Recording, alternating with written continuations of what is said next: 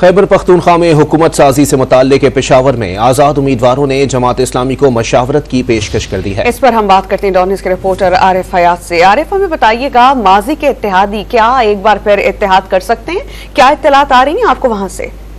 जी बिल्कुल, माजी के जो इत्तेहादी थे उनका आपस में फिर से एक बार राबिता हुआ है और बैरिस्टर अली गौहर ने जमात इस्लामी के बहरुल्लाह एडवोकेट जो जमात इस्लामी के सियासी उमूर के निगरान है उनसे राबिता किया हुआ है कि जो तहरीक इंसाफ में जो खैबर पख्तूनख्वा में हुकूमत से मुतल्लिक मुशावरत की पेशकश कर दी है उनको, और जिस पर बहरुल्लाह ने बताया कि पार्टी की क़यादत को ये पैगाम पहुंचाया हुआ है और उनके साथ कल अहम मीटिंग भी मुतवक्के हैं जिसमें फिर फैसले किए जाएंगे।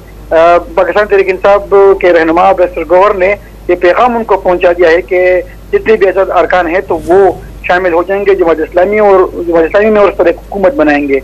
और जमात इस्लामी ने भी इस इंतखाबात में सूबाई असम्बली के 3 हल्के जो हैं वो जीते हैं। जी बहुत शुक्रिया आरिफा, आपने हमें अपडेट किया।